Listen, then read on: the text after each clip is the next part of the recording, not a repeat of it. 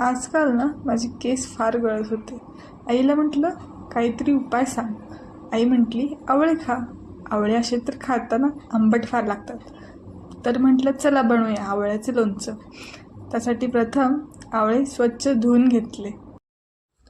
आवळ्याच्या लोणच्यासाठी आपण समप्रमाणात साखर वापरणार आहोत. आपल्याकडे 3 वाटी आवळे आहेत तर आपण 3 वाटी साखर वापरणार आहोत.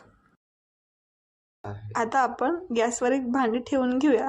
त्यामध्ये 3 वाटी साखर घालून घेऊया. त्याचबरोबर त्यामध्ये अर्धा वाटी पाणी घालून घेऊयात. साखर थोडीशी मेल्ट झाली की त्यामध्ये आवळे ॲड करून घेऊयात. आवळे चांगल्या प्रकारे मिक्स करून घेऊयात. लोणच्याला एक खमंग टेस्ट येण्यासाठी मसाला बनवून घेऊयात. त्यामध्ये बडीशेप आणि बेसिक खडे मसाले घालून छान बारीक करून घेऊयात. तयार केलेला मसाला व वेलची पूड घालून 25 ते 30 मिनिटं मंद आचेवर शिजवून घेऊयात. तयार आहे आपलं आवळ्याचं लोणचं.